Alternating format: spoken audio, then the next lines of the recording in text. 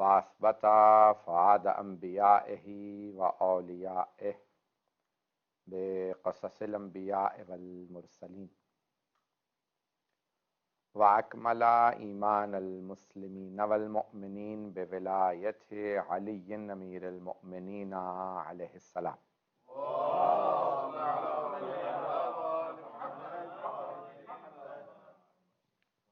والصلاة والسلام والتحية والإكرام على أفضل الموجودات، العبد المؤيد والرسول المسدد، المصطفى الأمجد المحمود الأحمد، أعني أبا القاسم محمد.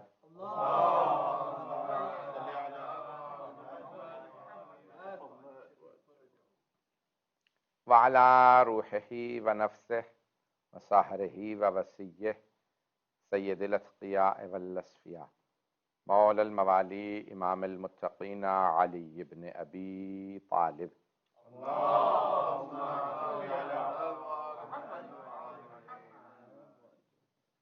وعلى أوصيائه لا سيما بقية الله في الأرضين، روحي وأرواح العالمين لتراب مقدمه الفدا، واللعنة الدائمة على أعدائهم أجمعين من الآن إلى قيام يوم الدين. أما بعد، فقد قال الله الحكيم في كتابه الكريم: بسم الله الرحمن الرحيم. ثم أنتم هؤلاء تقتلون أنفسكم وتخرجون فريقا منكم من ديارهم تظاهرون عليهم بالإثم والعدوان وإن يأتوكم أسارى تفادوهم وهو محرم عليكم إخراجهم أفتؤمنون ببعض الكتاب وتكفرون ببعض. صدق الله العلي العظيم. صلوات.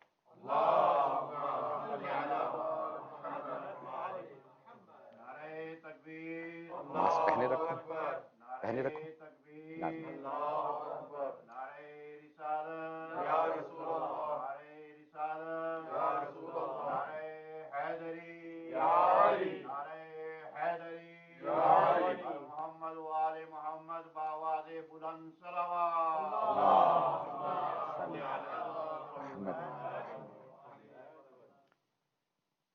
عشرۂ اربعین یا عشرۂ حضرت زینب کبریٰ، عشرۂ زینبیہ سلام اللہ علیہا.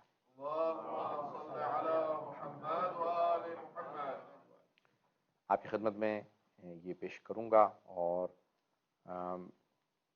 بانیان مجلس میں اور باب المراد کے منتظمین نے پوچھا کہ موضوع کیا رکھنا چاہتے ہیں، تو میں نے ان سے خود کہا کہ بھی آپ لوگ اگر موضوع دے دیں تو میرے لیے بہتر ہوگا. دنیا بھر میں 20 سال سے مجالس پڑھ رہا ہوں، نئے نئے موضوعات سوچنا آسان نہیں ہوتا، اور میں آج کل ویسے بھی آن لائن بہت زیادہ مجالس پڑھ رہا ہوں. تو انہوں نے کہا کہ بھی اگر کربلا و شام تاریخ کے آئینے میں. اچھا، اب بہت سے علماء صرف ایک خاص موضوع پڑھتے ہیں، ان کے لیے بڑا آسان ہوتا ہے. کچھ لوگ صرف تاریخ پڑھتے ہیں، کچھ لوگ صرف تفسیر پڑھتے ہیں، کچھ صرف حدیث پڑھتے ہیں، کچھ صرف فلسفہ پڑھتے ہیں، کچھ صرف کلام کی بحثیں پڑھتے ہیں. میرا سب سے بڑا مسئلہ یہ ہے کہ میں جو ہو سکتا ہے وہ موضوع پڑھتا ہوں، بلکہ کوشش کرتا ہوں ایک ہی مجلس میں اگر اسی موضوع پہ جتنی اگر آیت ہوگی تو آیت کو پیش کروں، حدیث ہے تو حدیث کو پیش کروں، مولا کا فرمان ہے تو وہ پیش کروں، تاریخ کا واقعہ تو وہ لاؤں. اور جس علم سے جتنی بھی تھوڑی بہت آشنائی ہے تو اس کے تمام ان مطالب کو یہاں لانے کی کوشش کرتا ہوں. تو اب یہ تاریخ کے عنوان سے دیا، تو میں اب سوچ یہ رہا تھا کہ بھی میں حدیث لوں، کسی تاریخ کا کوئی مقولہ لوں. تو کیونکہ کربلا اور شام تاریخ کے آئینے میں جب موضوع دیا گیا تو پھر میں نے بہت سوچنے کے بعد سورہ بقرہ کی اس آیت کا انتخاب کیا ہے. اور قرآن کریم کے اندر بہت کم آیات ہیں جن میں اسیر یا اسارہ لفظ آیا ہے، کیونکہ یہ اسیروں کا اشرا ہے تو اس لیے میں نے چاہا کہ اسیر سے متعلق ہو.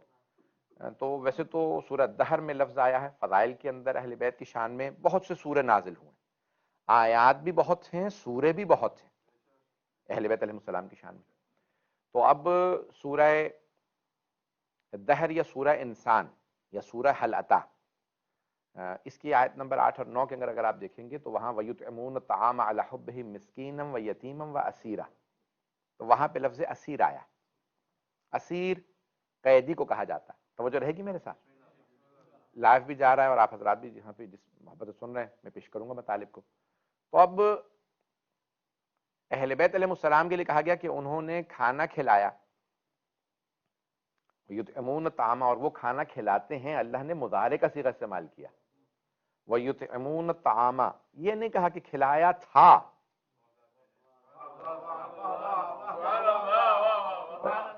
میں دیکھ رہا ہوں بہت سے ایسے لوگ ہیں جو خود مجلس سے پڑھنے والے ہیں، آپ میں سے تو آدھے سے زیادہ ویسے ہی ذاکر ہیں.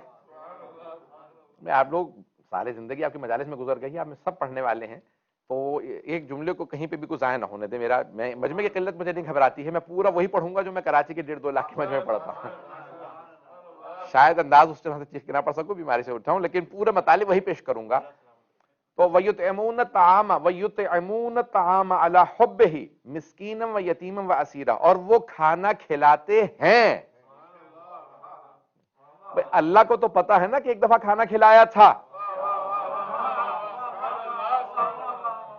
بھئی اس کے ہاں علم کی قید نہیں ہے، وہ علیم ہے، وہ خبیر ہے. اب اگر وہ خود ہی فرمایا کہ وَيُطْعِمُونَ الطَّعَامَ، وہ کھانا کھلاتے ہیں، کھلایا تھا نہیں، کھلاتے ہیں. وَيُطْعِمُونَ الطَّعَامَ، بڑی ذمہ داری سے ترجمہ کر رہا ہوں، مجھے معلوم ہے کہاں پڑھ رہا ہوں. وَيُطْعِمُونَ الطَّعَامَ عَلَىٰ حُبِّهِ مِسْكِینًا وَیتیمًا وَاسِیرًا، اور وہ کھانا کھلاتے ہیں. نہ یہ کہ کھانا کھلایا تھا، کھانا کھلاتے ہیں. کنٹینیوس ہے، پریزنٹ کنٹینیوس ہے. بھئی انگلش گرامر کا بھی میں نے آپ کے سامنے پیش کر دیا ہے، اور فارسی گرامر میں کہتے ہیں کہ یہ حال استمراری ہے، اور اردو میں کہا جائے گا کہ بھئی یہ حال جاری ہے. پتہ نہیں لوگ ہیں یا نہیں ہے، اب تو گرامر پڑھائی نہیں جاتی، اس لیے میں شاید اپنے آپ سے باتیں کر رہا ہوں. تو اب یہ بہرحال پریزنٹ کنٹینیوس ٹینس ہے. انگلش کے جو 14 ٹینس ہیں، اتفاق کی بات ہے انگریزی میں بھی 14 ہی ٹینس ہیں.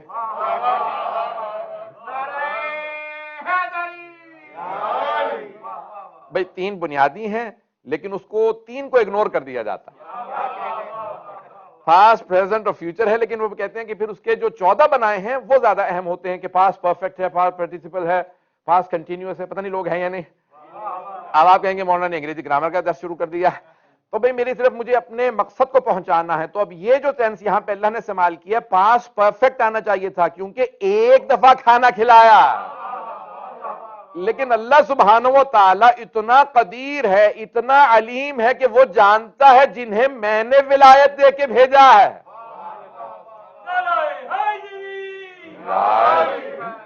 جنہیں میں نے ولایت دے کے بھیجا ہے وہ پاس پرفیکٹ کے اندر ایک دفعہ نہیں کھانا کھلا رہے. وَيُطْعِمُونَ الطَّعَامَ عَلَىٰ حُبِّهِ، وہ اس کی محبت میں مسلسل کھانا کھلاتے رہیں گے.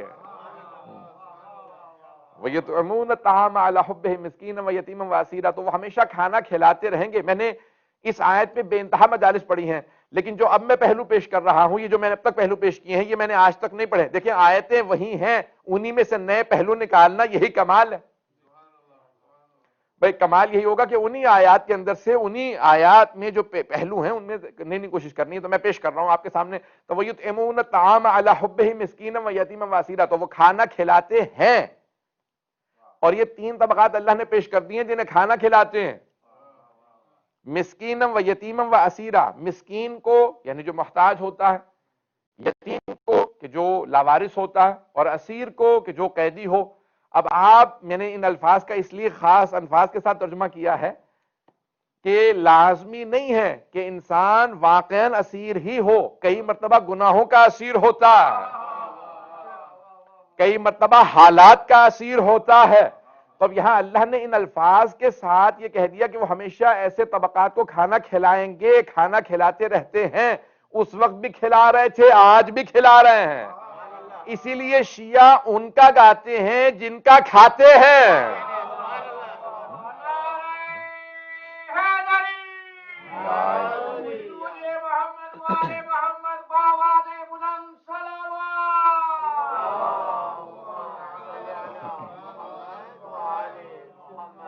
بات پہنچ رہی ہے. عزیزان گرامی، اب ان آیات کے اندر بڑے ہی واضح الفاظ میں اللہ نے کہہ دیا. تو اب یہاں پہ مسکین و یتیم و اسیرا، مسکین کہا جاتا ہے فقیر سے، اسوأ حالا، فقیر سے بھی جو بدتر حالت میں ہو. یہ فقہ کی کتابوں میں جو ڈیفینیشن دی گئی ہے کہ فقیر جس کے پاس اپنا خرچہ نہ ہو، عربی کا فقیر. یہ اردو والا نہیں کہ جو ڈیسٹیٹیوٹ جسے مانگنے والا، یہ بھکاری کہا جاتا ہے، اردو میں فقیر بھکاری کو کہتے ہیں، عربی میں جس کے اپنے اخراجات پورے نہ ہوں وہ فقیر۔ سب کے خیرات کے لیے، سمے سادات وغیرہ کے لیے کہتے ہیں غربت، جسے آپ کہتے ہیں غریب اردو میں، غریب جس کا اپنا خرچہ پورا نہ ہوتا ہو وہ عربی میں فقیر کہلاتا ہے۔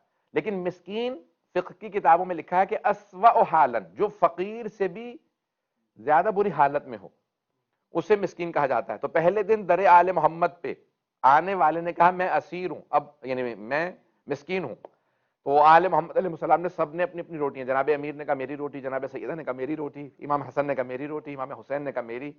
اب وہاں پہ ایک ہی بی بی رہ گئی تھی، وہ تھی جناب فضہ۔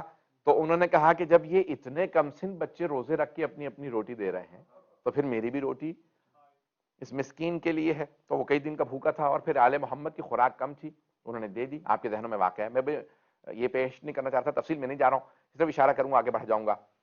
تو دوسرے دن کسی نے آنے کے بعد کہا میں یتیم ہوں، لاوارث ہوں، اس کا مطلب میرے والدین نہیں، یتیم یعنی جو نابالغ ہے۔ اور تیسرے دن کہا اسیر، مدینے میں کوئی بھی مسلمان اسیر نہیں تھا، پتہ نہیں لوگ ہیں نہیں، اس زمانے میں پورے مدینے میں کوئی مسلمان اسیر نہیں تھا، قیدی نہیں تھا۔ قیدی جتنے بھی تھے وہ جنگی قیدی تھے، یعنی مشرکین تھے۔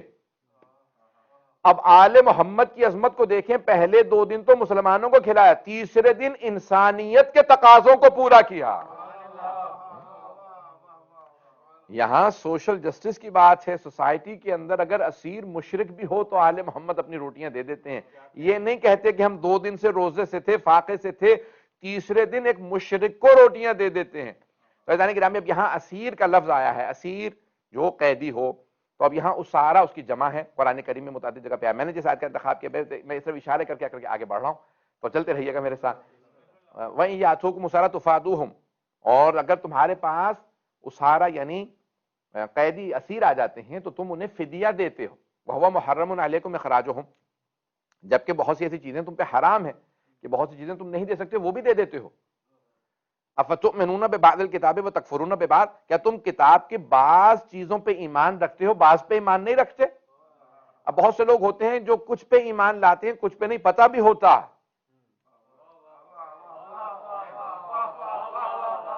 انہیں پتہ بھی ہوتا ہے کہ میں کس چیز پہ ایمان لایا ہوں، کس پہ۔ میں تھوڑی سی وضاحت کر دوں گا، اس کو لطیفہ نہ سمجھیے گا کہ بھئی کسی سے کہا کہ بھئی آپ نماز کیوں نہیں پڑھتے، کہا قرآن میں آیا، قرآن میں کہاں آیا کہ لا تقربوا الصلاۃ، نماز کے قریب مت جاؤ۔ کبھی وہاں پہ شرط رکھی ہے وانتم سکارا، یہ تو آیت ویسے ہی منسوخ ہے، ابھی جب رسول خدا نے شراب کو یا نشے کو حرام قرار نہیں دیا تھا، پتا تھا کہ بھی فوراً ایک رات میں بھی تازہ تازہ مسلمان ہیں، فوراً روکا جائے گا تو بہت سے گناہوں سے رکیں گے نہیں، تو اسلام نے پہلے ہی دن سے شراب کی مذمت کر دی، حرام قرار نہیں دیا۔ پتہ نہیں توجہ ہے یا نہیں، کیونکہ بہت سی چیزیں مسلمانوں کے لیے فوراً چھوڑنا آسان نہیں تھا۔ تو کہا بھئی رسول خدا نے کہا میرے پاس مت آیا کرو جب شراب کے نشے میں ہو، توجہ ہو، میرے قریب مت آیا کرو۔ پھر یہاں کہا کہ نماز گھر میں بھی نہیں پڑھ سکتے، لا تقربوا الصلاۃ وانتم سکارا، آہستہ آہستہ پابندیاں لگاتے رہے۔ پھر ایک دن کہا کہ آج سے شراب حرام ہے۔ میں کیونکہ میں بہت سی باتیں اجتناب کروں گا تاکہ بہت سی باتیں پڑھنے کا مسئلہ بن جاتا ہے، اور آج کل پاکستان میں جو ایشوز چل رہے ہیں اس سے میں بالکل اجتناب کروں گا۔ بہرحال البتہ میں پھر بھی اپنی عادت سے مجبور ہوں کہ آیات کو پیش کرنا میری ذمہ داری ہے اور تفسیر کو۔ تو وہاں آیت یہ ہے کہ بھی ایک صحابی رسول آئے اور انہوں نے آنے کے بعد کہا کہ نہیں میں ابھی تک نہیں مانتا کہ شراب حرام ہے، میں پھر بھی پیوں گا، اور انہوں نے آ کے باقاعدہ رسول خدا سے بحث شروع کر دی۔ تو پیغمبر اسلام کی عادت نہیں تھی لڑنے جھگڑنے کی، آگے سے جواب دیں کسی کو بھی، ٹھیک ہے جو بھی آدمی جیسی بھی پیش آئے۔ تو آپ نے اب یہاں پہ عجیب و غریب ہے کہ بہت سے لوگ اس اگلی آیت کو ان کی شان میں کہتے ہیں کہ بہت بڑی فضیلت ہے، جنہوں نے کہا کہ میں شراب نہیں چھوڑوں گا۔ تو اب اللہ نے ایک آیت اور نازل کی کہ انما الخمر والمیسر والانصاب والازلام رجس من عمل الشیطان، کہ بے شک یہ جوا، شراب، ازلام، انصاب رجس ہیں، نجس ہیں، شیطان کے کاموں میں سے ہیں۔ تو پھر انہوں نے شراب چھوڑی۔ اتنے سخت الفاظ آنے کے بعد کہا، جب پیغمبر نے کہتے تھا حرام ہے، آیات پہلے آئیں تو انہوں نے نہیں مانا۔ اس آیت کے آنے کے بعد کہا آج کے بعد سے اب میں شراب نہیں پیوں گا۔ اس آیت کے بعد انہوں نے کہا، تو وہ کہتے ہیں اتنی فضیلت تھی کہ اللہ انہیں شراب چھڑانے کے لیے آیتوں پہ آیتیں نازل کر رہا تھا۔ یعنی اب یہ آپ سوچ سکتے ہیں کہ آپ کہ کیسے کیسے، یعنی فضائل دیکھنے میں آئیں گے تو ایسی بھی چیزوں کو فضائل بنا دیا جاتا ہے جو مذمت کی آیات ہیں، جس کے اندر سرزنش ہے، جس کے اندر سخت ترین الفاظ ہیں. پتہ نہیں بات پہنچ رہی ہے نہیں پہنچ رہی ہے؟ تو میں صرف اشارے سے آگے بڑھ رہا ہوں, کسی کا میں نے نام نہیں لیا تو اس لیے کوئی ایشو نہیں بن سکتا. تو عزیزان گرامی, برادران محترم, تو یہ قرآن کی آیات ہیں. اللہ سبحانہ و تعالیٰ نے ان آیات کے اندر یہ الفاظ بڑے واضح. تو بہت سے لوگ ہیں جو آیت کے ایک حصے پہ ایمان لے آتے ہیں, پوری آیت پہ ایمان نہیں لاتے. اللہ سبحانہ و تعالیٰ قرآن کریم میں فرما رہے ہیں, خاص طور سے سنیے گا توجہ کے ساتھ, کہ فَادْخُلُوا فِي السِّلْمِ کافہ, اسلام میں پوری طرح داخل ہو جاؤ. اسلام میں پوری, فَادْخُلُوا فِي السِّلْمِ, سلم سے مراد یہاں اسلام ہے. سلم بھائی سبمٹ کمپلیٹلی, یہ نہیں ہے کچھ مانو کچھ نہ مانو, مان لو, ہر چیز کو مان لو. یہ اعتراض نہ کرو یہ مانوں گا یہ نہیں مانوں گا. اللہ فرما رہا ہے سب کچھ مان لو. حبیب خدا اپنے سارے ماننے والوں سے کہہ رہے ہیں کہ انسان پوری طرح سے مان لے. ائمہ اہل بیت بھی فرما رہے ہیں ہر طرح سے مان. بھائی میں ایک سادہ سی مثال دوں گا, میں اس سے پہلے کہ جملہ پیش کروں, کہ اگر مثال کے طور پہ کوئی آدمی میری تصویر بنانا چاہے, تو میرا عکس بنانے کے لیے مثال کے طور پہ وہ تصویر بنا رہا ہے, امامہ دیکھے بھی بڑا ہے تو اور بڑا کر دے, آج کل کمزور ہوئے ہیں مثال کے طور پہ منہ اور چھوٹا کر دے, تو جب کان سے مثال کے طور پہ ان پہ گوشت اتر چکا ہے تو اس کو اور زیادہ کمزور بنا دے. یہ میرا کارٹون ہوگا, پتہ نہیں لوگ ہیں یا نہیں, بات پہنچ رہی ہے نہیں پہنچ رہی؟ بھئی یہ میرا کارٹون ہوگا, میرا عکس نہیں ہوگا. عکس وہ ہوگا کہ جیسا میں ہوں ویسا بنایا جائے. جب انسان آڑا ترچھا کر کے یا چھوٹا بڑا کر کے یا تصویر کو تھوڑا سا بدل کے بنائے تو وہ تصویر نہیں بنتی, وہ مسخ شدہ تصویر ہوتی ہے. توجہ, اسلام کا کارٹون نہ بنائیں, پورے اسلام پہ عمل کریں, پورے اسلام پہ عمل کیجئے. تو عزیزان گرامی اب یہاں پہ پورے اسلام پہ عمل کرنے کی تاکید کی گئی ہے, البتہ یعنی جس قدر ہو سکے جو آپ سے متعلق ہیں. ایک اور میں بات یہاں پہ کہہ دوں, کیونکہ ہمارے ہاں بہت سے افراد ہیں وہ جتنا ہم کہتے ہیں اس سے 2 قدم آگے بھی بڑھ جاتے ہیں. تو اب یہ ہوتا ہے کہ بھئی تمہارے روزوں کا کیا فائدہ, تم نماز نہیں پڑھتے. ہمارے عام طور سے جو شدت پسند ہوتے ہیں وہ کہتے ہیں ان کے روزوں کو کوئی فائدہ نہیں, یہ تو نماز نہیں پڑھتا. اچھا چلیں ٹھیک ہے, اس نے کل توبہ کر لی, سال 2 سال بعد 5 سال بعد 10 سال بعد 20 سال بعد توبہ کر لی اور کہنے لگا میں نماز پڑھوں گا.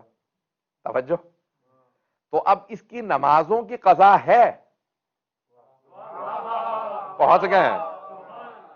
اب یہ 20 سال بعد کہتا ہے میں نمازیں پڑھنا چاہتا ہوں, تو یہ نمازوں کی قضا کرے گا, روزوں کی قضا نہیں کرے گا. یہ تمام فقہاء نے فرمایا کہ اگر اس نے وہ روزے رکھے تھے جس میں نمازیں نہیں پڑھی ہیں تو یہ نہیں کہہ سکتے کہ اس کے روزے قبول نہیں. پتہ نہیں لوگ ہیں یا نہیں ہیں. تو عزیزان گرامی ہاں ٹھیک ہے, حکمت کے طور پہ فلسفے کے طور پہ کہا جا سکتا ہے کہ ان قبلت قبل ما سواہا و ان ردت رد ما سواہا, کہ نماز ان اعمال میں سے کہ اگر یہ قبول ہے تو سارے اعمال قبول, یہ رد ہے تو سارے اعمال رد. پتہ نہیں بات پہنچ رہی ہے نہیں پہنچ رہی. لیکن ہم اتنی شدت سے کسی کے سامنے پیش نہ آئیں کہ وہ اگر تھوڑا بہت عمل کر رہا ہے تو ہم اس کو کہیں کہ بالکل ہی عمل چھوڑ دو یا پوری طرح سے عمل کرو یا نہ کرو, بلکہ ہم ترغیب دلائیں, محبت سے پیش کریں کہ جو جتنا عمل کر رہا ہے وہ اپنا عمل بڑھائے. اتنی تکفیریت کے حساب سے بات نہ کریں کہ وہ دین سے بھاگ جائے. پتہ نہیں بات پہنچی ہے نہیں پہنچی ہے. تو ہم بعض اوقات بالکل تکفیر کر دیتے ہیں, لوگوں کو بھگا دیتے ہیں. تو عزیزان گرامی تو اب یہ جو آیت ہے کہ یہاں پہ جو میں پیش کرنا چاہ رہا تھا پوری, اگر آپ تاریخ اٹھا کے دیکھیں تو قدیمی ترین جو سویلائزیشنز ہیں دنیا کی, ویسے تو اس وقت دنیا کے اندر جو یورپینز اور امریکنز پڑھاتے ہیں, اگر میں اپنے حساب سے موضوع کو لے کے چلیں گے نا, تو 3 سویلائزیشن بڑی اہم ہے. ایجپشن سویلائزیشن اور گریک سویلائزیشن اور رومن سویلائزیشن. تو یورپینز یہ 3 سویلائزیشن پڑھاتے ہیں. سویلائزیشن تہذیب, جو تاریخ کے آئینے میں 3 تہذیبیں بہت اہم ہیں, مصر کی, یونان کی اور روم کی. مصر کی قدیمی ترین جو کہا جاتا ہے 4000 6000 8000 سال پرانی تہذیب ہے, فرائض وہاں پہ آئے, اہرام مصر ہیں, دنیا کے عجائبات میں اسے قرار دیا جاتا ہے. دوسری یونان کی کہ بھئی انہوں نے باقاعدہ پوری دنیا کے اندر اسکندر نے حکومت کی, بہرحال.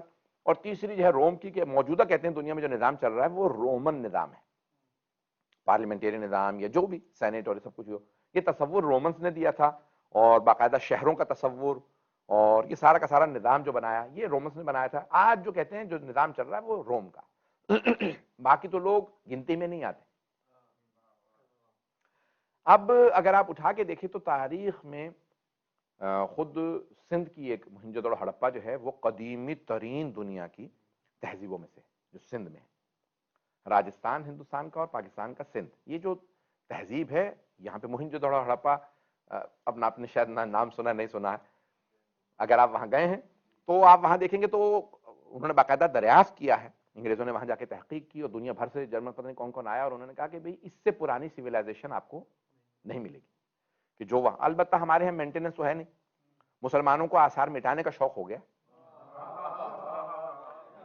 آثار بچانے کا شوق نہیں، جبکہ ساری دنیا آثار بچا رہی ہے، تو ہمیں آثار بچانے کی ضرورت ہے، چلتے رہیے گا۔ تو موہنجو ہڑپا ہے، اور اسی طرح سے اگر آپ عراق چلے جائیں تو عراق دنیا کی قدیمی ترین تہذیبوں میں سے ہے، کیوں؟ کیونکہ انسانوں کے جو بابا حضرت آدم ہے وہ عراق، جناب نوح جنہیں آدم ثانی کہا جاتا ہے وہ عراق، اس کے بعد جناب ایوب عراق، اور اتنے بڑے بڑے انبیاء، ان سب کی تاریخ اگر آپ اٹھا کے دیکھیں، جناب ہود کی، جناب صالح، اور ایک کثیر پوری فہرست ہے جو سب کے سب عراق میں آئے، تو عراق کی ایک بہت قدیمی تہذیب ہے، اور اس قدیمی تہذیب کے اندر اگر آپ چلتے رہیں گے تو بہت سی باتیں ہیں، لیکن بابل اگر آپ اٹھا کے دیکھیں، نمرود جہاں پہ جناب ابراہیم علیہ السلام رہے اور پھر وہیں سے ہجرت کر کے گئے فلسطین، اور پھر اور جگہوں پہ مکے میں اور سب جگہ پہ گئے، اور پھر آخر میں ان کا یعنی فلسطین میں انتقال ہوا، لیکن تھے آپ کی ولادت گاہ آج بھی موجود ہے، اگر آپ جائیں،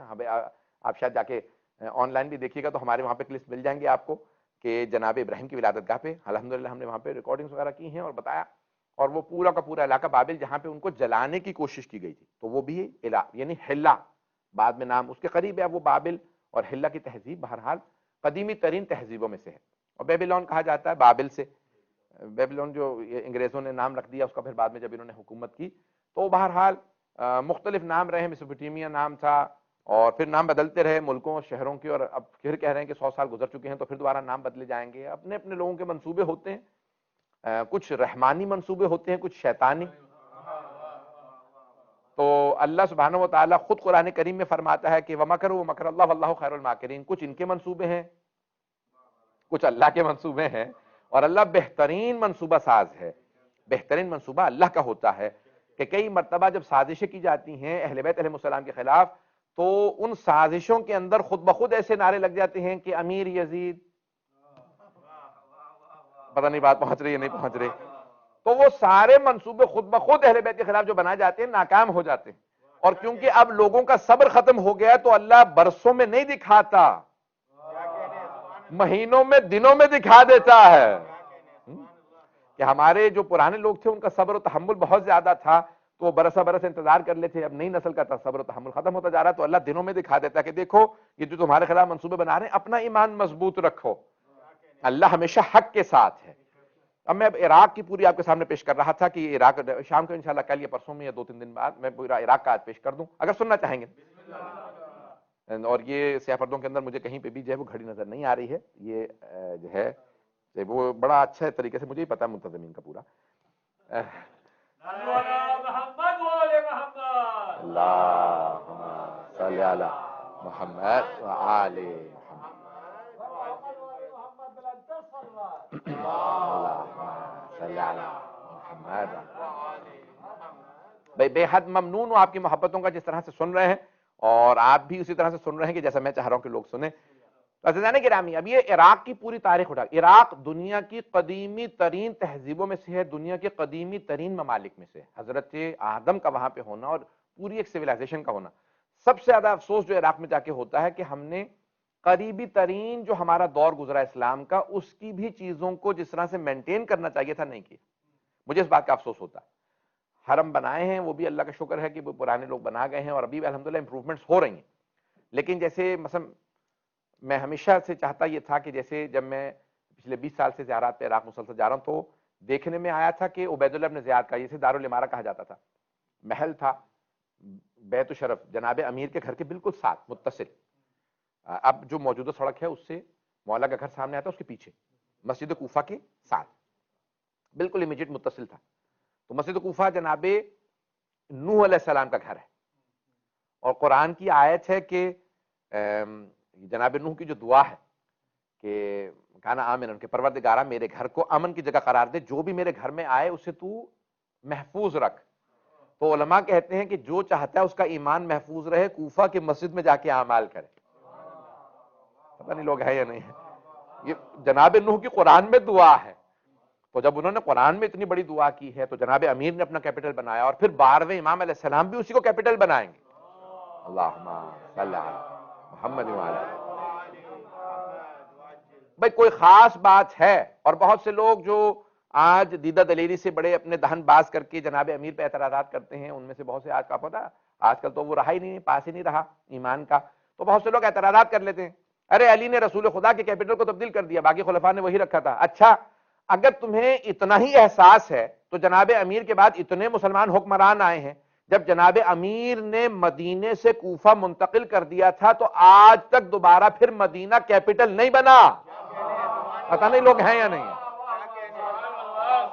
بنو امیہ آئے, بنی عباس آئے, عثمانی آئے, پتہ نہیں لوگ ہیں یا نہیں. آج شاہتیں آئیں, پوری دنیا کے اندر مسلمانوں کے کیپٹلز ہیں, اور میں اگر فہرست گنوانا شروع کروں تو 50 سے زیادہ کیپٹلز ہیں. کہیں بغداد ہے, کہ تہران ہے, اسلام آباد ہے, آپ فہرست گنتے چلے جائے گا, دمشق ہے, دنیا بھر کے اندر قاہرہ ہے, اتنے زیادہ ہے, تونس ہے, اتنے تمام کے تمام کیپٹلز. اگر جرأت ہے مسلمانوں تو سب کے سب اپنے کیپٹل چھوڑو, مدینہ کو پھر کیپٹل بنا لو.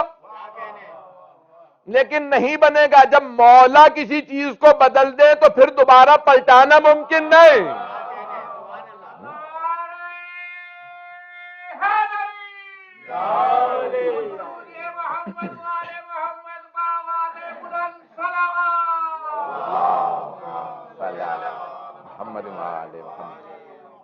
توجہ فرما رہے ہیں عزیزان کرام. میں دیکھیں لائیو جا رہا ہے, میں نے ایک نیا موضوع لیا ہے کیونکہ آپ حضرات ہیں آج کل سارے اشر نشر ہو چکے ہیں. میں نئے موضوع کو لے کے چل رہا ہوں. پروردگار مجھے توفیق دے کہ میں 10 مجالس جو ہیں وہ نئے انداز سے نئے مطالب کے ساتھ آپ کی خدمت میں پیش کر سکوں.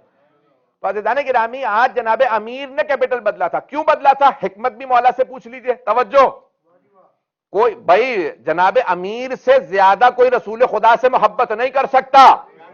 ساری امت کی محبت ایک پلڑے میں, اور جناب امیر المؤمنین کی رسول خدا کے لیے محبت دوسرے پلڑے میں.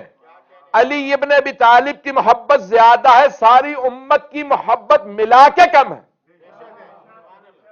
یہ امیر المؤمنین کی محبت ہے. تو کیوں آپ نے پھر کیپٹل تبدیل کیا؟ آج تک لوگ سوال کرتے ہیں کہ علی نے رسول خدا نے کیپٹل بنایا تھا. بھئی رسول خدا نے مکے کو کیپٹل کیوں نہیں بنایا, مدینہ کیوں بنایا؟ توجہ, جب تک پیغمبر اسلام پتا تھا کہ جنگ نہیں ہوگی مکے میں رہے, لیکن جب پتا چلا اب جنگیں ہوں گی تو کہا نہیں, مکہ اللہ کا حرم ہے.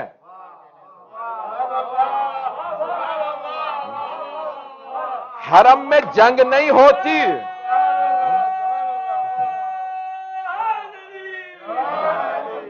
بات پہنچ رہی ہے میری؟ تو پیغمبر اسلام نے دیکھا کہ بھئی مکے میں کیونکہ اب جنگوں میرے پہ حملوں کی قتل کی باتیں ہو رہی ہیں, اور میں بھی پیغمبر کوئی نبی امام بزدل نہیں ہوتا, بھگوڑے کبھی نبی و امام نہیں بن سکتے. تو اللہ سبحانہ و تعالی جنہیں انتخاب کرتا ہے ان میں صفات دیکھتا ہے. ایک صفت شجاعت ہے, اللہ کی نمائندگی کے لیے, اللہ کے نمائندے کے لیے ایک صفت شجاعت ہے. تو عزیزان گرامی, جب پیغمبر کو پتا چلا کہ میرے قتل کی باتیں ہو رہی ہیں, مجھے مارنے کی باتیں ہو رہی ہیں, اور آپ نے خود حنین میں یہ شعر بھی پڑھا, پوری زندگی صرف ایک شعر کہا, بلکہ شعر نہیں کہا, ہو گیا. وَمَا عَلَّمْنَاهُ الشِّعْرَ وَمَا يَنبَغِي لَهُ, ہم نے ان کو شعر نہیں سکھایا تاکہ کوئی یہ نہ کہ قرآن خود بنا لیا ہوگا. تو قرآن کے اعجاز کو بچانے کے لیے کہا پوری زندگی شعر نہیں کہیں گے. سارے ائمہ نے جناب سیدہ سب نے شعر کہے, پیغمبر نے شعر نہیں کہا. حنین میں جب ایک مرتبہ گھاٹی تھی, دونوں طرف پہاڑیاں, بیچ میں راستہ تھا جہاں پیغمبر گزر رہے ہیں, سامنے سے پیغمبر اسلام ہے. ایک مرتبہ رات میں حملہ کر دیا مشرکین نے, اور میں نام نہیں لینا چاہتا کون کون اس کے اندر تھا, پھر بعد میں بڑے بڑے نام بن گئے ان لوگوں کے. وہ سب کے سب حملہ کرنے کے لیے آ گئے, اور جب حملہ کیا بس یہ اللہ کی کرنی تھی کہ وہاں پہ ایک مرتبہ بجلی کڑکنے لگی, بڑے بڑوں کے چہرے نظر آنے لگے, اور بہت سے لوگ عادتاً بھاگنے لگے. پتہ نہیں لوگ ہیں یا نہیں.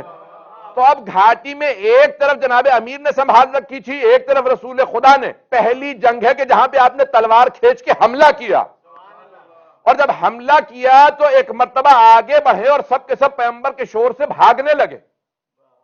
تو اس مقام پہ آپ نے کہا انا النبی لا کذب, میں نبی ہوں جھوٹا نہیں,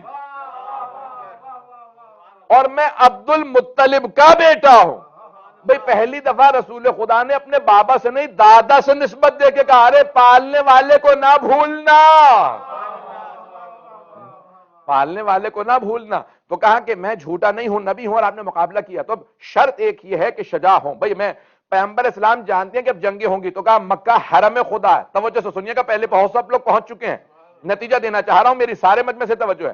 تو پیغمبر نے کہا بھئی اب جنگیں ہوں گی، مکہ ہے حرم، مقدس جگہوں پہ جنگیں نہیں لڑی جاتی، مقدس مقامات پہ جنگیں نہیں لڑی جاتی. تو آپ نے فوراً مکے سے ہجرت کی مدینے چلے گئے کہ یہ مقدس مقام ہے. اب جناب سرور کائنات کے بعد مدینہ بھی مقدس ہو گیا کیونکہ ان کا حرم وہاں تھا.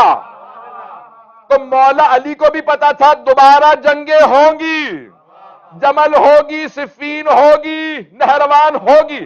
تو اب میں پھر مدینے میں نہیں لڑوں گا کیونکہ پیغمبر کا حرم ہے، میں پیغمبر کی حرمت کا پاس رکھوں گا.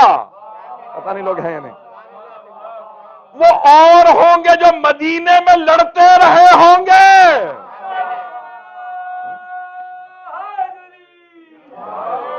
بات پہنچ رہی ہے.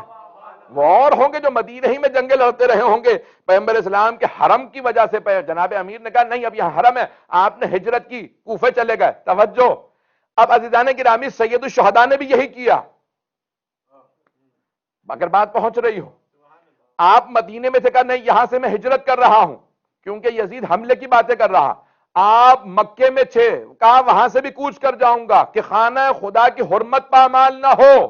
تو کربلا کا چٹیل میدان تھا، وہاں سید الشہداء، ابھی تک حرم نہیں ہے، وہاں مقدس مقام بنا امام حسین کے بعد. تو آپ نے وہاں جنگ لڑی جہاں مقدس مقام نہیں تھا. آل محمد دوسروں کا سہارا لے کے اپنے حرم نہیں بناتے.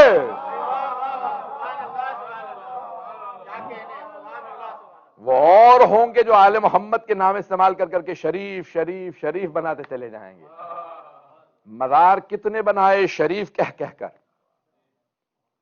اب یہ ہندوستان والے تو نہیں سمجھ سکیں گے، پاکستانی سب سمجھ جائیں گے. ہمارے یہاں ہر جگہ کو شریف کہہ دیا، فلاں شریف. میں کسی کا نام نہیں لے رہا ہوں کیونکہ بہت سے بہرحال محترم بھی ہیں، ایسی بات نہیں ہے. تو کہ ہر جگہ شریف. مزار کتنے بنائے شریف کہہ کہہ کر، مگر یہ ہار گئے، کربلا بنا نہ سکے. کربلا کی حرمت و شرف زیادہ ہے عزیزان گرامی. اور یہاں پہ ایک اور جملہ کہہ دوں، مرحوم زیدی صاحب کا جملہ اچانک ذہن میں آ گیا. وہ فرماتے تھے، کہتے تھے کہ تمام مزار شریف ہیں، نجف اشرف ہے، جہاں سب کا شرف ختم ہو جاتا ہے علی کا شرف وہاں سے شروع ہوتا ہے.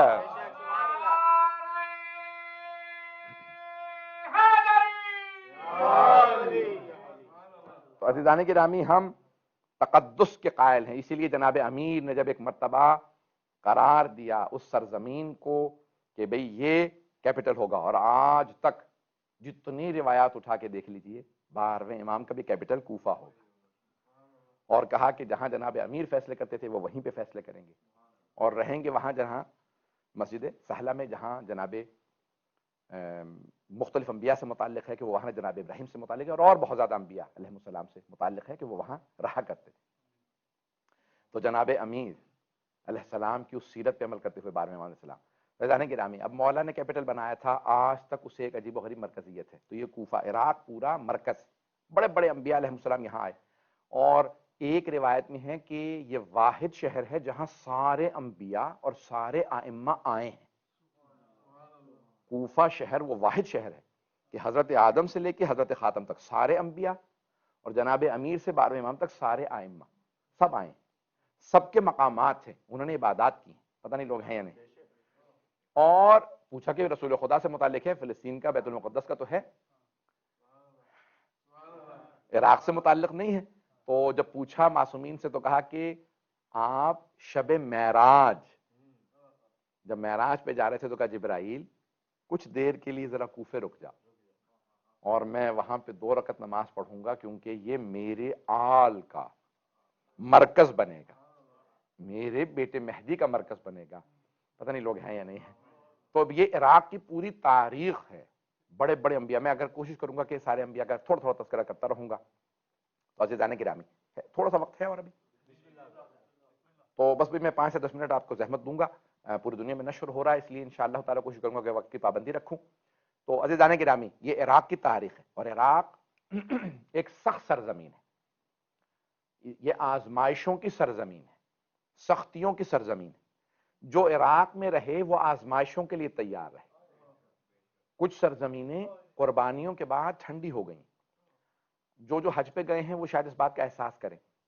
بڑے بڑے علماء کہتے ہیں کہ جب آپ حج پہ جائیں، جب تک مدینے میں رہیں گے تو وہی سارے حاجی بالکل ٹھنڈے دھیمے، جیسے ہی مکے آئیں گے تو لڑائیاں شروع ہو جائیں گی، تلخیاں شروع ہو جائیں گی، کیونکہ مدینے میں پیغمبر کی قربانیوں کے بعد ٹھنڈک آ گئی ہے، اور مکہ ابھی تک آزمائشوں کے لیے بنا ہے۔ ایمان کی آزمائش مکے میں جا کے ہوتی ہے۔ کہتے ہیں اسی طرح سے کربلا ہے۔ کربلا بالکل جناب سید الشہداء کی قربانی کے بعد اگر وہاں کوئی بھی آ جائے تو اسے ایک مرتبہ اطمینان و سکون محسوس ہوگا، لیکن علماء سب کے سب کہتے ہیں نجف اشرف جب تک کہ کوئی ولایت نہ رکھتا ہو وہ وہاں رک نہیں سکتا۔ پتہ نہیں میں بات پہنچا پایا ہوں یا نہیں، کہ نجف میں رکنے کے لیے ولایت چاہیے۔ بہت سے لوگ آتے کہتے بھی مولانا جب سے نجف آئے تلخیاں ہو رہی، سب کچھ ہو رہا ہے، کہ نجف میں ولایت، جب تک ولایت نہیں ہوگی، جو امامت کو نہیں مانتا ہوگا، ولایت نہیں رکھتا، مولا کی ولایت پہ یقین نہیں رکھتا ہوگا، ایمان نہیں رکھتا ہوگا، وہ نجف میں نہیں رک سکتا۔ ایک اور جملہ کہہ دو، بڑے بڑے علماء جب نجف آ جاتے ہیں کہتے ہیں کہ چھوڑنے کا جی نہیں کرتا۔ میں اپنے اگر زندگی کا میں 2000 میں پہلی مرتبہ 2000 میں فرسٹ ٹائم میں گیا، صدام کا زمانہ تھا، تو زیارات ہم کر رہے تھے، تو ایک صاحب نے کہا آپ کو میں ٹیکسی میں لے جاتا ہوں نجف، میں نے کہا چلیں۔ تو ہم لوگ کربلا میں کازمین سے زیارات کر کے سامرہ سے بلد وغیرہ سب ہم آ گئے کربلا۔ وہاں سے میں یقین مانے جب میں پہنچا تو کہا، میں نے کہا یہ نجف ہے؟ کہا کیوں؟ کہا میں نے کہا مجھے محسوس ہو رہا ہے کہ میں پہلی دفعہ نہیں آیا ہوں بھئی، میں پہلی، اور مجھے پورا یقین تھا کہ میں پہلی دفعہ عراق آیا ہوں، پہلی دفعہ نجف آیا ہوں۔ میں نے کہا یہ مجھے نہیں لگ بھئی، نجف پہلی دفعہ لگ ہی نہیں رہا، لگ رہا ہے کہ میں یہیں سے گیا ہوں، میرا دل پہلے سے یہاں تھا، میری روح پہلے سے یہاں تھی، میرا مغز دماغ سب کچھ پہلے سے یہاں۔ ایک عجیب کشش تھی حرم میں، ایک عجیب کشش تھی ذریح مقدس پہ، ایک عجیب کشش تھی نجف کی سرزمین میں۔ اور جانتے ہیں سخت سرزمین ہے، جیسے مکے کی سرزمین سخت، پانی کی قلت ہے، موسم گرم ہے، ریتیلا ماحول ہے، اس کے باوجود بھی اگر آپ، خدا کی قسم کھا کے کہتا ہوں، اگر آپ ولایت رکھتے ہیں، جب آپ نجف پہنچیں گے تو عجیب و غریب ایک کیفیت ہوگی۔ نجف میں جانے کے بعد کیفیت ہی بدل جاتی ہے۔ اور بہت سے علماء کہتے ہیں کہ اپنی آزمائش کرنی ہو تو نجف جا کے آزمائش کرو، ایمان کو آزمانا ہو تو نجف میں آ جاؤ، پتہ چل جائے گا کتنا ایمان رکھتے ہو۔ ایمان کا امتحان نجف میں ہے کہ انسان جو ولایت رکھنے والا اس میں کشش ہوگی، وہ کھچا چلا آئے گا جناب امیر کی طرف۔ تو کہا کوئی بھی ولایت رکھتا ہوگا ذریع اس میں کشش رکھتی ہے۔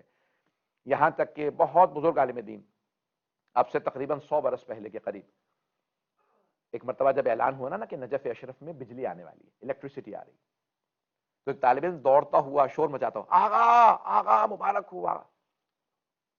آغا رات کا وقت تھا، آغا نے کہا کیا بات ہے، اتنا کیوں شور مچا رہے ہیں، آرام سے بات کرو۔ کہا آغا نجف اشرف میں بجلی آنے والی ہے۔ انہوں نے سنا کہ انا للہ و انا الیہ راجعون، وہ سمجھا کہ یہ پتہ نہیں کیا غلط سمجھ گئے۔ کہا آغا الیکٹریسٹی آ جائے گی، کہربا، انا للہ و انا الیہ راجعون۔ سمجھا کہ شاید انہیں سمجھ میں نہیں آ رہا، بزرگ ہیں۔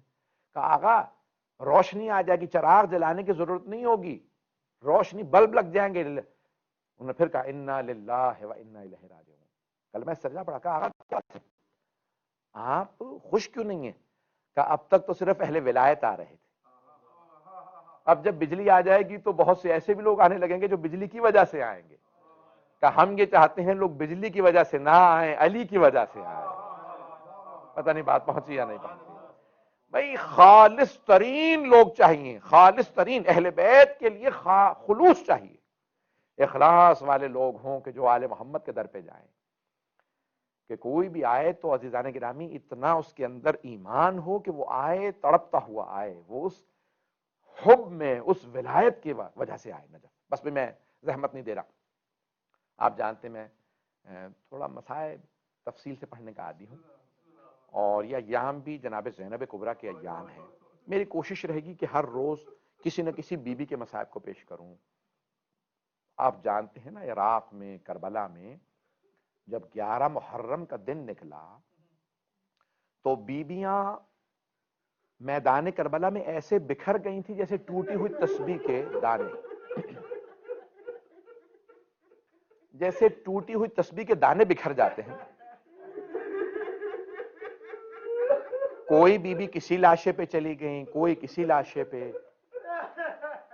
ہر بیوی اپنے اپنے شہید کو تلاش کر رہی تھی.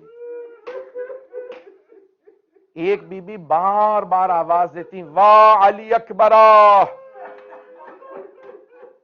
ہائے علی اکبر، بار بار آواز دیتی. دوسری بیوی آواز دیتی واہ قاسمہ،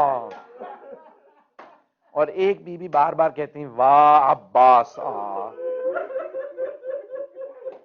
لیکن روایت میں یہ ہے کہ دو بیویاں کسی لاشے پہ نہیں گئیں، وہ دو بیویاں صرف مولا حسین کے لاشے پہ آئیں. جانتے ہیں وہ دو بیویاں کون ہیں؟ پہلی بیوی ہیں جناب زینب کبریٰ. جناب زینب کبریٰ حضرت اون محمد کے لاشوں پہ نہیں گئی.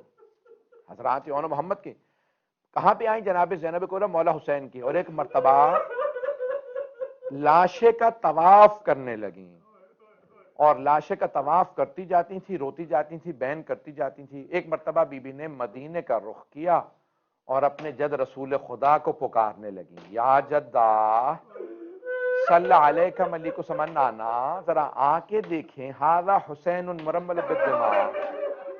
نانا حسین کو اتنے تیر اتنے پتھر مارے گئے ہیں، حسین کا لاشا زخموں سے چور چور ہے. اجرکم اللہ، اجرکم. یہ بھی تو ابھی تو میں بڑا تفصیل سے مسائل پڑھنے والا تھا. ایک مرتبہ جناب زینب رونے لگیں. مولا سجاد فرماتے ہیں اگر دیکھ سکے تو دیکھیے گا کہ ایک نگینے کے برابر بھی میرے بابا کے جسم پہ جگہ باقی نہیں تھی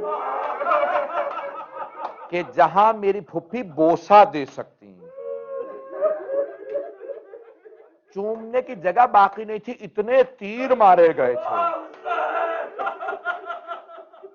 1950 زخم تھے. پوچھا مولا اتنے زخم کیسے ہو سکتے ہیں؟ کہا ایک تیر لگا، اسی پہ کسی نے تلوار ماری، اسی پہ کسی نے نیزہ مارا، اسی پہ گرز مارا، اسی پہ کسی نے پتھر مارا. کہا زخموں پہ زخم لگے تھے. کہا 1950 زخم. اب میں جملے پیش کر رہا ہوں. کہا جناب زینب نے پھر کیسے بوسہ دیا؟ جاننا چاہیں گے؟ ایک مرتبہ بی بی نے اپنے لبوں کو کٹے ہوئے گلے پہ رکھا اور روتے ہوئے کہا اماں یہ آپ کے حسین کا لاشا ہے. اماں اماں میں نے آپ کے حسین کا بوسہ دے دیا. بس بھئی اب سنیں گے تھوڑا سا مسائل آرام سے، کیونکہ میں بھی چلنا چاہ رہا ہوں. جانتے ہیں دوسری میں نے سارے مسائل چھوڑ دی. جانتے ہیں دوسری بیوی کون ہے؟ جناب رباب. جب جناب رباب آئی نا مولا حسین کے لاشے پہ، اب اگر دیکھ سکے تو دیکھیے گا، بی بی نے ایک مرتبہ بلند آواز سے رو کے کہا اے میرے آقا حسین، اے میرے مولا حسین، اے میرے سرتاج حسین، میرے ہاتھ پسے گردن بندھے ہیں. اگر میرے ہاتھ بندھے ہوئے نہ ہوتے میں اپنے ہاتھوں سے آپ کے لاشے پہ سایہ کرتی. اگر میرے سر پہ چادر ہوتی میں چادر کا کفن دے دیتی. مولا میں آپ کے لاشے کو دھوپ میں چھوڑ کے جا رہی ہوں، وعدہ کرتی ہوں جب تک زندہ رہوں گی کبھی سائے میں نہیں بیٹھوں گی. تپتی ریت پہ لاشا چھوڑ کے جا رہی ہوں مولا، اب میں سائے میں نہیں بیٹھوں گی. پھر ایک جملہ کہا بی بی نے، کہا مولا مجھے پتا ہے آپ کو شہادت سے پہلے پانی نہیں پلایا. مولا اب میں جب تک زندہ رہوں گی کبھی ٹھنڈا پانی نہیں پیوں گی. فرمایا بی بی نے کہ میرے پاس آپ کی مولا دو نشانیاں تھیں، اصغر میں نے آپ پہ قربان کر دیا، سکینہ بھی آپ پہ قربان کر دوں گی. بس بھئی 11 محرم کو بیویوں کو قیدی بنا کے اسیر بنا کے کربلا سے کوفہ لے جایا گیا، کوفہ سے شام. شام میں جا کے اسیروں کو رہائی مل گئی. 2 سے 4 منٹ کی زحمت دوں گا، میرے ساتھ رہیے گا. جب رہائی ملی بیویوں کو رہائی مل گئی، مولا سجاد نے کہا یزید سے شہداء کے سر واپس کر دے۔ شہداء کے سر آنے لگے، جب آنے لگے سر، جانتے ہیں سب سے پہلے کس کا سر آیا؟ بڑا ننھا سا سر تھا۔ جناب رباب نے برقعے کا دامن پھیلایا، کہا لاؤ علی اصغر کا سر مجھے دے دو، لاؤ میرے علی اصغر کا سر مجھے دے دو۔ بی بی نے سر لیا اور جانتی ہیں کیا کہا؟ ایک جملہ کہا، علی اصغر ام مثلوں کا تنہر، علی اصغر کیا آپ جیسے بچوں کو بھی نہر کیا جاتا ہے؟ اونٹوں کو نہر کیا جاتا ہے، میرے لال یہ کس نے آپ کو نہر کر دیا؟ بس بھئی 2 جملوں کی زحمت دوں گا۔ ایک مرتبہ میں نے سارے مصائب چھوڑ دیے، شہداء کے سر آ گئے، مولا سجاد نے دوسری شرط رکھی، کہا یزید جو تبرکات لوٹے تھے واپس کر دے۔ تبرکات آنے لگے، پہلے جو شے آئی نا وہ تھی چادر تطہیر۔ جناب زینب نے کہا لاؤ میری ماں کی چادر مجھے دے دو۔ بس بھئی میں نے سارے مصائب چھوڑ دی، اگر دیکھ سکے تو اب دیکھیے گا۔ اتنے میں ایک آدمی 2 چھوٹی چھوٹی بالیاں لے آیا، بس جناب رباب نے بالیاں دیکھی، ایک مرتبہ کہا جس بی بی کی بالیاں تھی وہ نہیں رہی۔ بس بھئی میں نے تمام کیا۔ یہ بیویاں رہائی ملی، جب رہائی مل گئی نا تو واپس جانے کا دن آیا۔ جب صبح نمودار ہوئی نا تو مولا سجاد نے سوال کیا پھوپھی اماں کیا سب بیویاں تیار ہیں؟ جناب زینب نے کہا ہاں سجاد سب بیویاں تیار ہیں، لیکن آپ کی ماں رباب کا کچھ پتہ نہیں ہے، نہ جانے فجر کے بعد کہاں چلی گئی ہیں۔ مولا سجاد نے کہا پھوپھی اماں مجھے پتا میری ماں کہاں گئی ہیں، میرے ساتھ چلیں راستے سے ماں کو لے لیں گے۔ جب چلنے لگے کچھ ہی دور گئے تھے، ایک مرتبہ جناب زینب نے کہا بیٹا یہ سجاد یہ راستہ تو زندان کو جاتا ہے۔ کہا پھوپھی اماں میری ماں زندان کی قبر سے وداع کرنے گئی ہیں۔ علماء کہتے ہیں جیسے ایک ماں بچے سے لپٹ کے روتی ہے، جناب رباب قبر سے لپٹی ہوئی تھی اور رو رو کے کہہ رہی تھی سکینہ ہم مدینے جا رہے ہیں۔ بیٹی آپ کو سب سے زیادہ شوق تھا مدینے جانے کا۔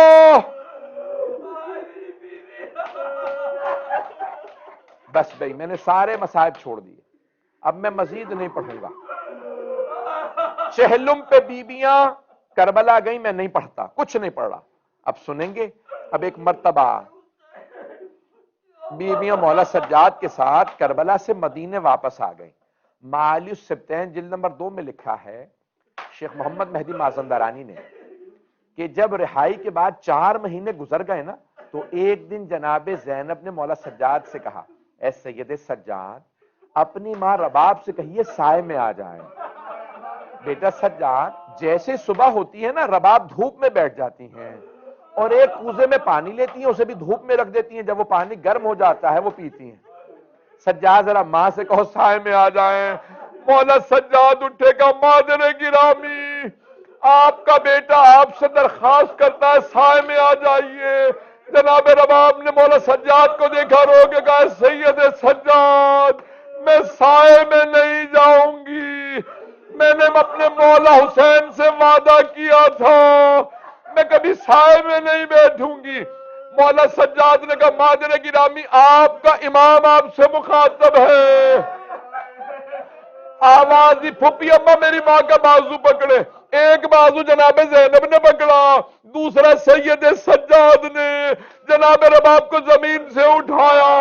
بی بی نے ہاتھوں کو بلند کیا کہ پروردگارا میرے وعدے کی لاج رکھ لے، میں نے تیرے حسین سے وعدہ کیا تھا میں سائے میں نہیں جاؤں گی۔ مولا سجاد نے کہا پھوپھی اماں میری ماں کو لٹا دے، ان کی روح پرواز کر گئی۔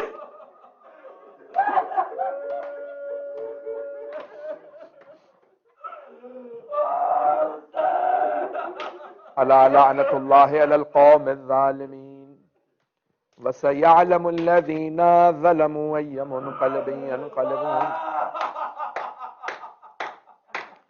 پروردگارا تجھے واسطہ جناب رباب کا، ان کی اجڑی گود کا واسطہ، امام زمانہ کے ظہور میں تعجیل فرما، جو مؤمنین بے اولاد ہیں انہیں اولاد عنایت فرما، اولاد والوں کی اولاد کو نیک و صالح بنا۔ پروردگارہ بہت سے لوگوں نے ہم سے التماس سے دعا کی ہے، پروردگارہ سب کی دعائیں مستجاب فرما، جو ہاتھ بلند ہیں کسی کو رد نہ فرما۔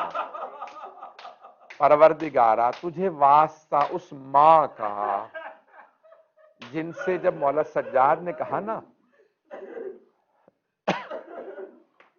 کہ مادر گرامی آپ کربلا میں رہ کے کیا کیجئے گا، تو آپ نے فرمایا سجاد میں مدینے جا کے کیا کروں گی، میرے مولا کربلا میں ہے۔ پروردگارہ تجھے واسطہ ان ایام کا، ان مجالس کا واسطہ، دنیا بھر میں مجالس کی حفاظت فرما۔ دنیا کے حالات سخت خراب ہیں، پروردگارہ کرونا وائرس کا خاتمہ فرما، اس وبا کا خاتمہ فرما، تمام مومنین کی حفاظت فرما۔ پروردگارہ جتنے بھی مومنین و مومنات بیمار ہیں سب کو شفائے کاملہ عاجلہ عنایت فرما۔ پروردگارہ پریشان حالوں کی پریشانیاں دور فرما، حج و زیارات کی تمنا رکھنے والوں کو حج و زیارات نصیب فرما۔ پروردگارہ اس امام بارگاہ کو ترقی عنایت فرما، اس کے ذمہ داروں خدمت گزاروں کی توفیقات میں اضافہ فرما۔ پروردگارہ اس مجلس کے جتنے بھی سننے والے، پڑھنے والے، انتظام کرنے والے بانیان ہیں، سب کی توفیقات میں اضافہ فرما۔ ہم سب کے مرحومین کے درجات بلند فرما، ان سب کی قبروں کو منور فرما۔ ربنا تقبل منا انك انت السميع العليم بحق محمد وآلہ الطیبین الطاہرین المعصومین۔ ماتم حسین۔